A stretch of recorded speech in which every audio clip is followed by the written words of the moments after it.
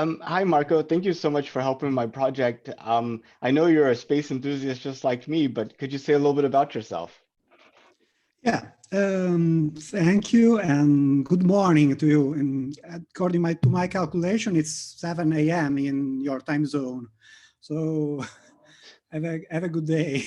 But well, something about myself. My love for space starts from when I was a little child. You know, there was an old encyclopedia named Childcraft in the US. In Italy was named the 15, I 15, and there was a book about space that was my favorite. Fast forward to 2009, I read Michael Collins' Carrying the Fire, and and love for space was rekindled, reignited, and I was finally I was in touch to many more space enthusiasts like me who we are now on a website in Italy named Bar Scienza, which has its purpose is to do some serious science communication. And I'm one of the pieces regarding astronomical and astronautical communication, so to speak. So there's a lot of things to do, but we simply try to do some serious science communication. I'm very glad to have granted this opportunity, and I thank my friend Rodri, who suggested me to enter this wonderful project. Is a sort of time capsule, if I and I think it's practically everything. So when you were like, when did you read Carrying the Fire? How old were you? I'm a so-called child of the Apollo program. I was born 2 years after Apollo 17, and the only mission that I've from the Apollo program that I could have seen is the Apollo Soyuz test project. I was born in at the end of '74, so you are that age, or if I remember well, you are the same age as Rodri, so it's practically the same, just a couple of months earlier. And regarding this, I was 35, and when I read this that wonderful book. Yeah, my love for space was simply reboosted or reignited. When you were a child in the 70s and early 80s, what sort of things were you interested in? Well, I was mainly interested in two computers. I've had a computer since I was 4, and was a very old Commodore 16 with 16 kilobytes of memory, and very fond memories comes to mind. And I have had something to do with my computers throughout all my life, and now I'm doing another bit of science communication on the radio, because I'm a radio speaker in a local web radio, and every Saturday I have a segment talking about space. So it forces me in some way to stay updated on what's happening, not only in low Earth orbit, but throughout the solar system and beyond, so to speak.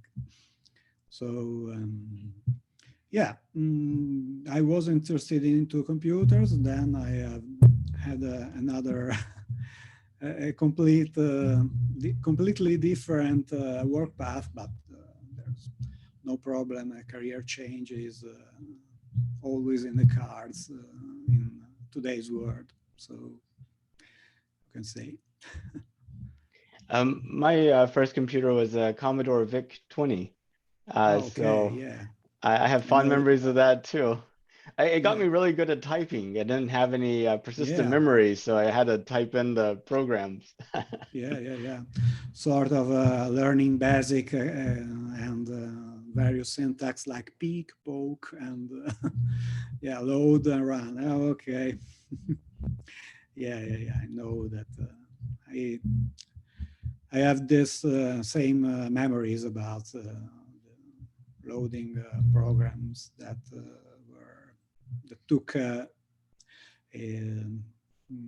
geological age to load, but well, we developed a lot of skills in babysitting those kinds of computers. First of all, we have able to wait. We have a lot of patience. And I think that for the children of the Apollo program, we have had a lot of patience waiting for man to step back on the moon since December 72. So it's time. It's time to go. Yeah, it's new. This news of these days that finally, after 49 years in the VAB of the Kennedy Space Center, there's a rocket with destination moon stamped on it. So it's about time. What do you think? I'm really excited about it. I think, you know, if we just go like we did with the Apollo program and like Artemis is, then, it's an accomplishment, and we get a explore and do a little bit of scientific investigation, but it's sort of like just tipping your toes in the water of a swimming pool. You really don't get the full effect. I mean, what we really need is something like, the Starship that would revolutionize and transform the economics of the situation, so that actually doing space activities become much more affordable, and a lot more business cases become profitable with a lower cost. Absolutely. And also, I think that space also reunites people from every background and from every path of life. It's about 5 days ago, there was an accord between the Israeli Space Agency and the Space Agency of the United Arab Emirates to several projects, not only in low Earth orbit, but including also a lander, the Bereshet, I think it's pronounced like so, to a mission to the moon to land finally in a more controlled way than the previous one. And well, if we just step back 5 of 10 years, this project would have been utterly a fantasy. So space is united people from very different backgrounds, culture, religion, everything else. More about the Apollo-Soyuz test project, for instance, 1975. This project has had a legacy in the standard docking mechanism, and it's a derivation of which is still used in the International Space Station. So space, every endeavor in space has some profit for human beings as a whole. And simply one cannot be thrilled, be enthusiastic about the upcoming voyages to the moon. Yeah, we have just probably with the Apollo program, we have just felt the tip of the swimming pool. We have put just our fingers, but we'll have sooner or later we'll have to go into the pool or into the ocean, you can say, and not only with robots, rovers, landers, and probes, or whatever it could be, but also with people. And we'll have to step to that challenge, step up to the challenge, because space is completely indifferent to us. We are, regardless if you are a creationist or not, we as human beings, we have evolved in 1G. And in microgravity, we have a great lot of problems regarding our physiology and our adaptability. So we'll have to solve a humongous task. How can human beings how can they adapt to space and to living in different environments, let's say moon base or Mars base, that will be probably the first endeavor of this journey among the stars. But we'll have to solve those problems first and adapt ourselves to being like an Italian author said, Homo celestis, man of the sky. And we'll have to perform this journey. As Tsiolkovsky, if I remember well, said, Earth is the cradle of humanity, but one cannot live all his life, his or her life in a cradle. So we'll have to wander. And we are going, actually. We have so many opportunities to work together as a world. But working together is very challenging. You know, differences in the lack of trust and the feeling that maybe the burden isn't shared equally. The lack of a perception that there's a need to work together. And I was wondering what you feel like it would take for humanity to actually set its goal to actually branch out into the rest of the solar system, to actually develop a city on Mars. Like, what would it take for humanity to say, this is something that we want to do? Well, great question. Great question, because it has directly to do with my activity regarding science communication. First of all, we just have to inspire people, I think. We just have to inspire people to feel the wonder of going into space, because it's what motivates people.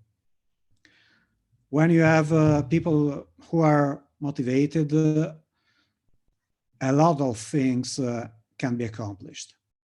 You know, the whole of the Apollo program was born when President Kennedy said we choose to go to the moon, and this was May 1961, and the US has a total of 15 minutes of a suborbital flight, Alan Shepard's. So starting from a very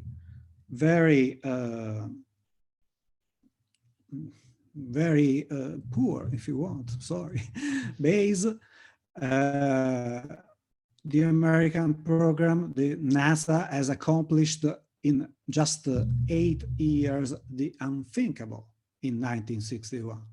So this is just an example of what motivation can do to people. You have to provide, first of all, motivation. Then you'll have to provide resources, and then you'll have to provide skills and knowledge bases. So after you have all the know-how and you have managed how to solve problems and in turn how to solve problems when they arise, you have the possibility of accomplish anything, I think. Well, it's a process that keeps on iterating. Let's see, for instance, what is happening to the starships. We have started from very loud booms, and then serial number 15, yeah, has finally landed without a big boom, even after 10 minutes. So we just have to keep on iterating and keep on solving problems when they arise, and keep on iterating and learning from our mistakes or for our mishaps or missteps of every single kind, because we can always be certain that some mistake will pop up here and there or everywhere. We just have to be prepared and get ready to solve them, even also at a moment's notice. Yeah, it's kind of challenging to think about what is required for us to actually move out into the rest of the solar system. You were talking about solving problems at a moment's notice, and I'm immediately thinking about Apollo 13. But for a group of people living on Mars, they don't quite have the same level of ground support that you would have, and if every person that goes to Mars needs like 100 engineers to support them, then it's not really something that's going to be able to be done at any large scale. How do we kind of simplify and reduce the effort required to actually get people beyond Earth? Well, I think that always has to do with systems reliability and redundancy. I gave a talk about Apollo 13. Apollo 13 was a mishap which actually occurred during Apollo 10, simply because the oxygen tank was unmounted from the Apollo 10 service module, and then was kept on the shelf and put into 13. And during the program, the whole of the program, some specifics were changed, and the internal thermostat was fried well, there was a problem in through the difference of voltage, if I remember well. And the internal insulation broke, and then was just an accident waiting to happen. And regarding 13, we are glad that it happens on the way to the moon with the service module, and moreover, the lunar module still there. Had that happened on the return home, there would have been no hope for the astronauts to came home alive, came home alive. And so we just have to keep, we must be prepared and get ready to solve problems in several ways. And we have to develop a complete reliability of our systems. And that's why we test things and why we the space agency test programs and have a lot of redundancy built in their systems. It will be a challenge. No one can deny it, but it's a challenge worth undertaking and worth to accomplish. So there's a lot of people that are kind of skeptical that we're actually take those next steps on 2024 on the moon. That you know, between the delays with Artemis and the spacesuits and all these other things that are happening, that it might take some time longer. What's your thoughts? Do you think we'll actually make 2024 or be 2025, 2026? What's your thinking? Okay. Actually, I've seen a document from NASA Office of the Inspector General dated August 10th, 2021, that say that we are delayed by the spacesuits, and so spacesuits are still not ready. And regarding the XEMU's spacesuits, and another, I think it's on sam.gov, there's a proposal from NASA to the private sector to work toward an additional line of spacesuits for the Artemis program. So we are still an inch behind the 2024 date. I still hope in 2025 to see the first woman and the 13th man on the moon. And probably we could still make it by 2025.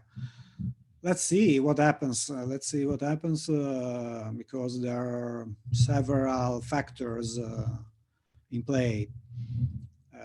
There could be improvements from fields of science we don't know. Let's say, okay, we'll try to miniaturize components on an order of scale greater in time of in 3 years' time. Let's see just what happened during the Apollo era. We have just to put into perspective the amount of trust that the Redstone, the Mercury Redstone rocket, 1961, Alan Shepard's, had was just the launch escape tower of the Saturn V. And those two were comparable regarding thrust. And we have done so better on a very on a great scale. So what could, and in 8 years, So just keep on improving, keep on learning, and keep on getting better, and let's try to solve things and solve problems, and keep evolving the whole program toward that goal. No, that totally makes sense. And you know, I mean, like you said, NASA put out the requests to private industry to say, hey, what are some solutions to spacesuits? And Elon Musk had even before that had said, you know, we could build spacesuits or something like that. So, and I know there's been like maybe a half a dozen spacesuit companies that have come up.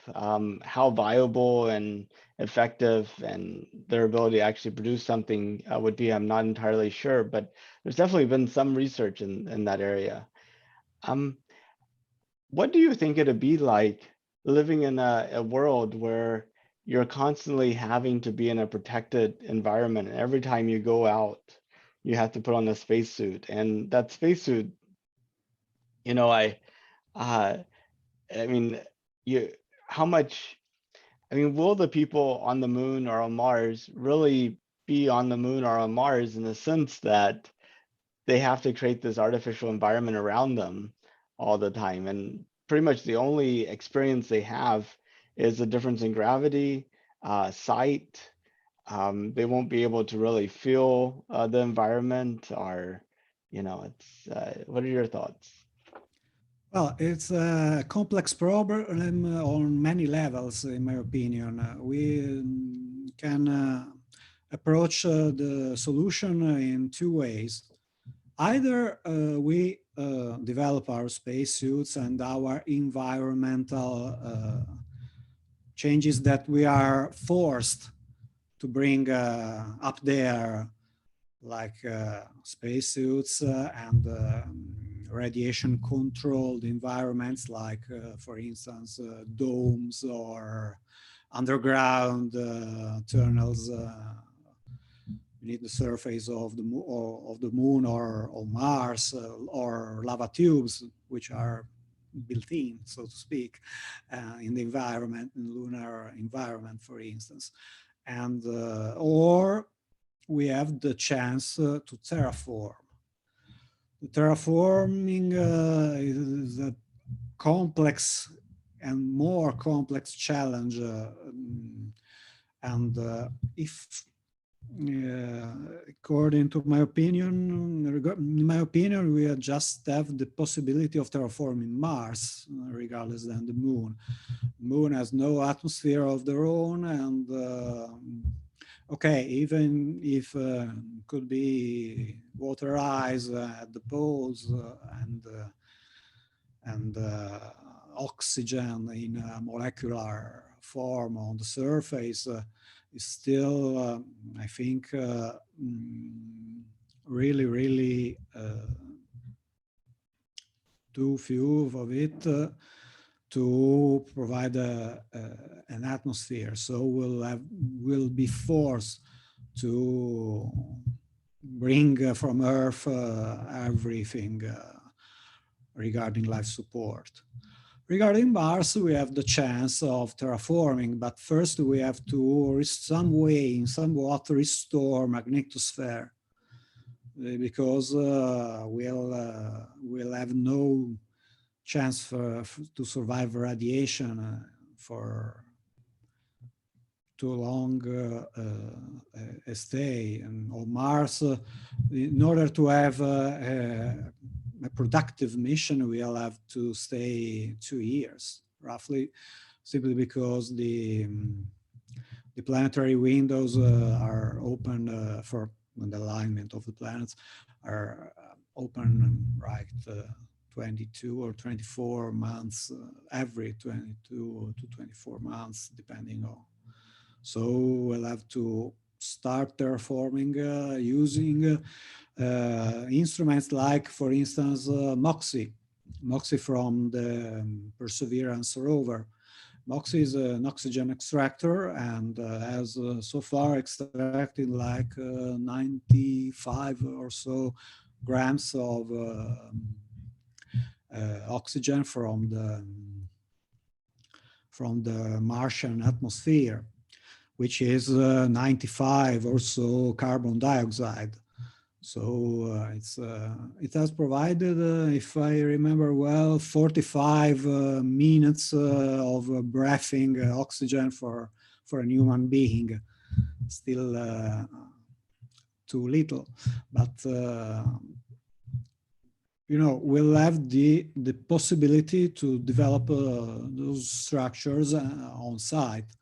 We'll have the possibility to extract minerals through, for instance, ISRU, so the in situ resource utilization or extractor. So we'll have to provide shelter for the astronauts and the next, hopefully, for the colonists of outer worlds like Mars. And we'll have to solve a very complex range of problems. First of all, we'll have to print, for instance, to 3D printing the materials or spare parts. You know, during expedition 42 or 43, I can't remember well, on the International Space Station up above, there was a problem regarding a tool that was missing. And it was a key. And they had a 3D printer up there. And NASA simply has downloaded to them the schematic. And that's the result. That's the key. That's the first object that has been 3D printing. Okay, that was printed in 1G, naturally. And this is a 3D printed key that is the first object that has been, so in a sort of Star Trek way, beamed up, simply because we had the possibility. On Mars will be the same, I think. We'll have to, for instance, we'll have the necessity of having spare parts, and then we'll have to either download the schematics from Earth or doing on the fly with processing plants that must have provided on the regarding using in situ resources. It's really amazing. What was the ratchet that you had, the little tool, the 3D printed tool? Was that printed in one print, or did it have some assembly afterwards? Well, I thought in 2 or 3 passes, because just 3 parts actually. The outer shell and this rotating, and then there's a clip here to hold it into place. So yeah, there are actually 3 parts, and also pretty cheap for the task. And well, it's the first object that has been beamed up from Earth to the International Space Station. So it's well, it's a marvel if you think about the possibility. We talked about Apollo 13 and regarding, for instance, the possibility that they had to build a makeshift carbon dioxide scrubber, and they used also the point of a sock, if I remember well, in order to to fill a hole into the canister that will and think about the possibility of mind if 3D printing were available in 1970, what could have been the possibilities. Probably we'll have a base on the moon or so.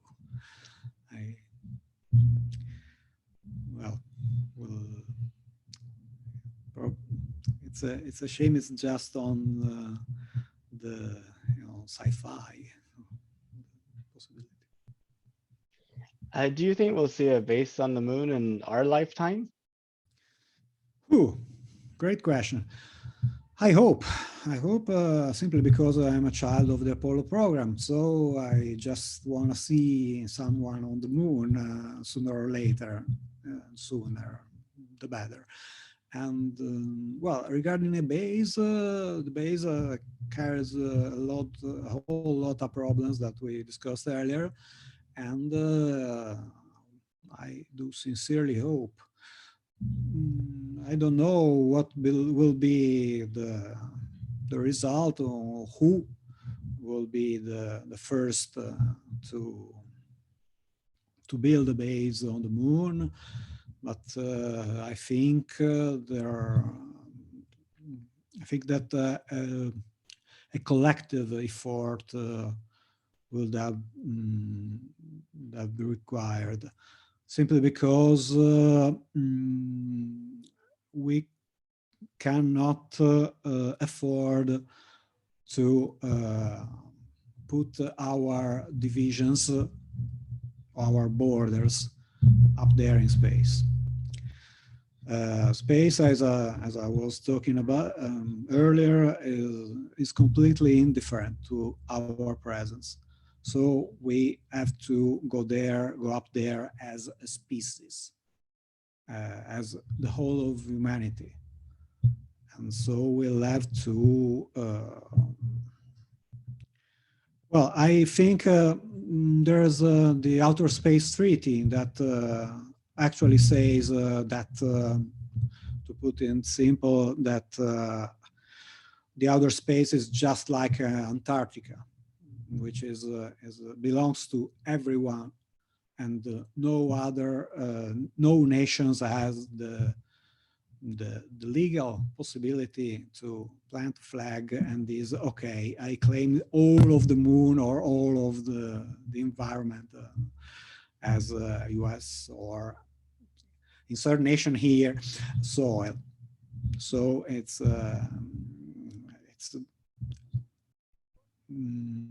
simply for property of humanity. So humanity must go there as a whole. And I do sincerely hope that will be like Antarctica. Every country could have a base and develop a policy of good neighborhood also into space, because we just think as at the implication of such an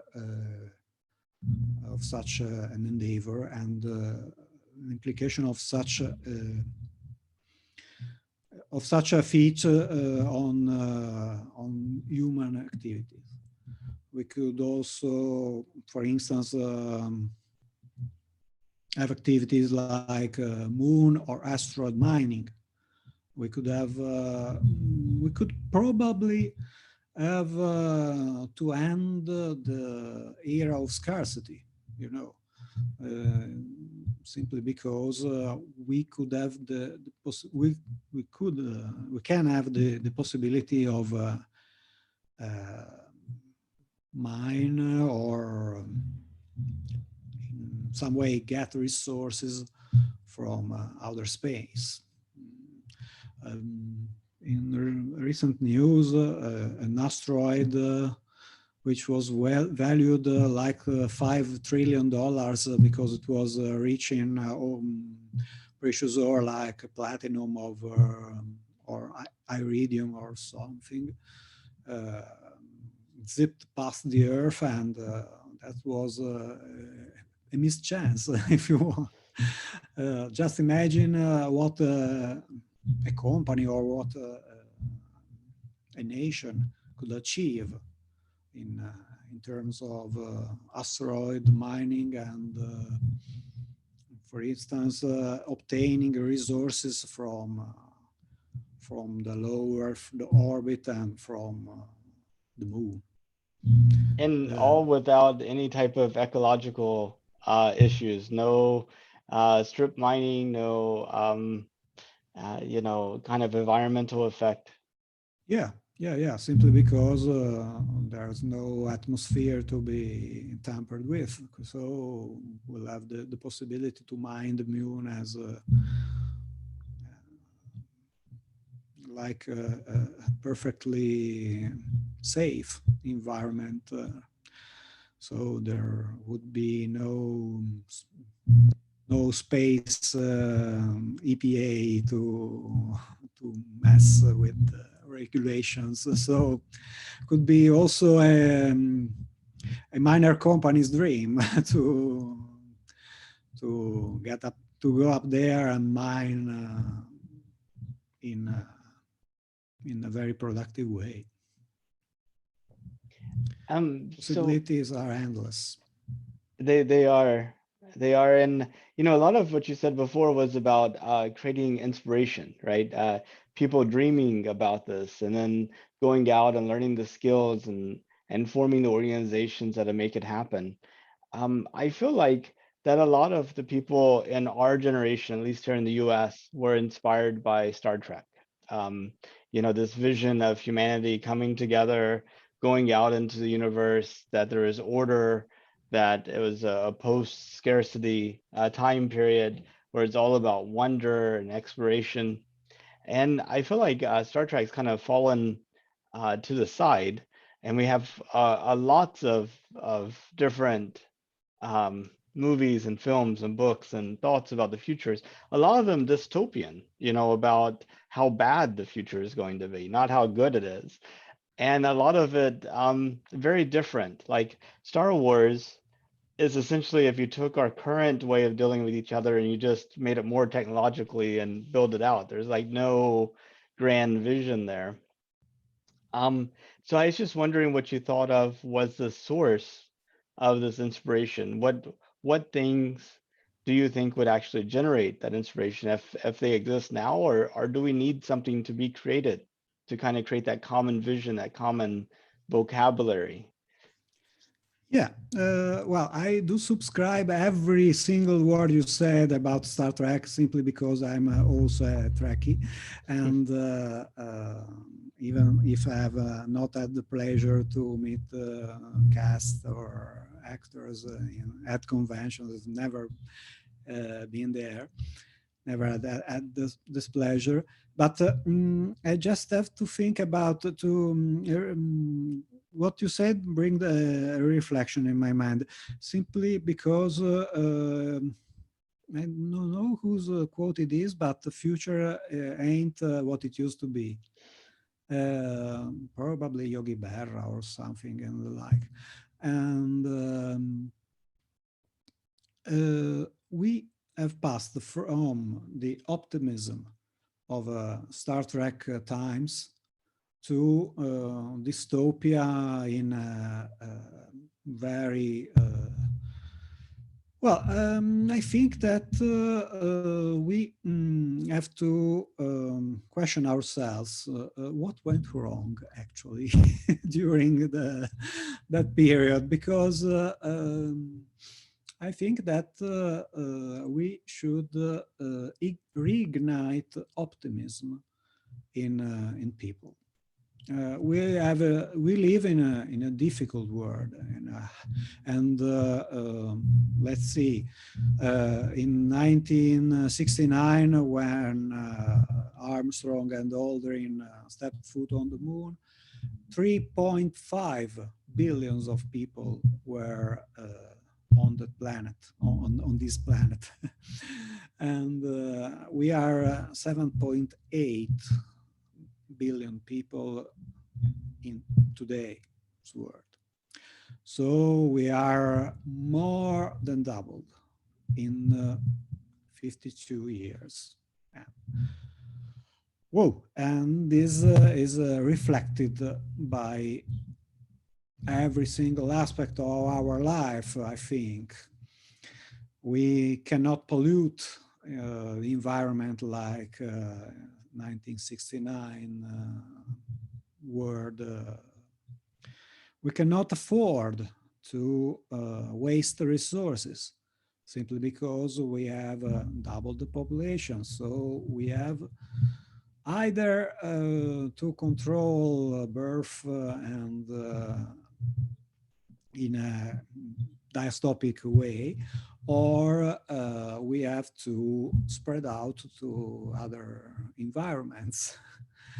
Well, we'll have to face difficult choices, I think, in the next decades. We'll see. It's a grander scheme of things that we have a finite planet with finite resources. So we'll have to either expand the resources that we can extract, and so in so doing, advancing our technology and advancing as a species.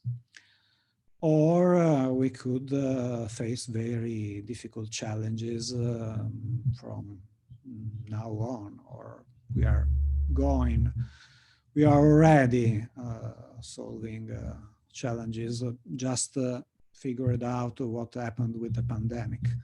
We have accomplished a lot of things during that pandemic, simply because we had the possibility of understanding, isolating, and developing a vaccine in 10 months. And I think that is unprecedented in the history of medicine. I'm not a physician, I'm not a medic in some way, but I think that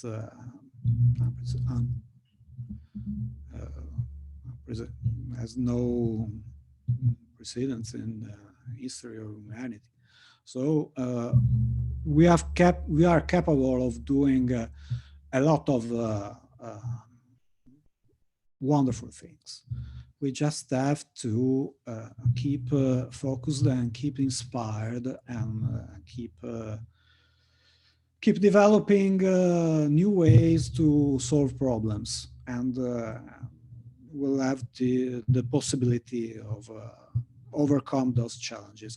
I'm sure about this. How? Well, it's another story, simply because I'm not a scientist, sadly. And but regarding to these endeavors, we face as a species a lot of difficult phases, and probably onwards our children will have to ask themselves how could those challenges responded in a different way. We'll see. Well, yeah, future ain't what it used to be, definitely. Yeah, that's important. We need to kind of work on kind of reinvigorating the future, creating that optimism. Yeah. So if it was safe and affordable, would you go to space? Oh, well, yeah, absolutely. And well, actually, I made a space simulation, but was just a few minutes. I'll probably do something like a zero-G flight, parabolic flight in Bordeaux, probably next year. We'll see what happens. regarding affording a trip to space, well, I think that Virgin Galactic will open a business line in Italy, in Apulia. And probably I could be, I hope to put away the stash for buying me a flight, but I don't think that anytime soon I will be, I could afford this flight. Well, we'll see. We'll see if, well, we have just like, the first transatlantic flight is dated 1959 or so, a London to New York flight. It's just 1959 for space tourism. And probably we'll have to wait a bit more, but you can say probably when the trip to space will be as popular as doing a zero-G flight, or as affordable as doing a zero-G flight. A zero-G flight costs between 6,000 and 8,000 euros here in Europe, so could be quite quite an affordable expense. But regarding a trip to space, a suborbital one, regarding Virgin Galactic at a price tag of $250,000, if I remember well, the first flights. And these are now $450,000, if I remember well. Unless they slash the prices, it's completely unaffordable for me. And I think some members of the Italian Air Force are supposed to be on the next Virgin Galactic flight. Yep, it will be named Virtute 1, named Virtue from Latin. And well, the FAA inquiry has been has closed now, and they have simply suggested in widening the area regarding re-entry and landing, if I remember well. So I don't think that there will be problems to 2022 flight from New Mexico, from Spaceport America with Virtute 1 and yeah, technicians and from the National Center of Research from Italy, and 3, if I remember well, 3 people from the Italian Air Force. So it will be, well, I simply hope to be there to see them take off and land on that runway, simply because a friend of mine was in Spaceport America in 2019 and took a lot of photos and made a terrific book out of it. And so,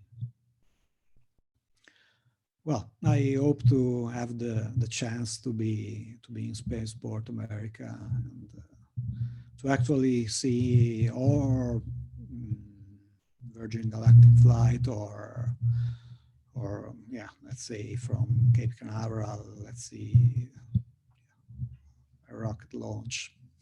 Maybe Artemis 1 in February. Yeah, in February, yeah. Let's see what happens. Well, Marco, I really appreciate your time. Is there anything that you want to add in closing? Well, regarding my social media, or regarding my activity on the radio or no. Well, I'm on Facebook on Marco Cannavacciuolo, the name you see here, and on Twitter M Cannavac, and on LinkedIn as well, and on the radio, my web radio, I'm on linearadiosavona.com, and every Saturday at 10:30 a.m. And I also write for the website barscienza.it, and also write for a magazine called Spazio Magazine, which is published in Italy. That's practically it, I think. Well, maybe you could send me the links and I could put it with the video, and then people can Thank you. Will do. Go follow up. Thank you. Well, Marco, thank you so much for meeting with me today. It was a pleasure to find somebody else that is as enthusiastic as I am. Yeah, the pleasure was all mine, and thank you for the chat, and thank you for.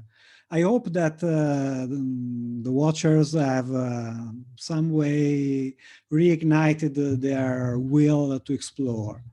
I always say, let's stay humble, let's look at the sky. So keep exploring and keep soaring, people. Thank you. Thank you so much. Well, you have a good rest of your day, Marco, and I hope to be in touch. Hey, have a good day, live long and prosper. Thanks for watching, everyone. Thank you. Thank you. Bye-bye.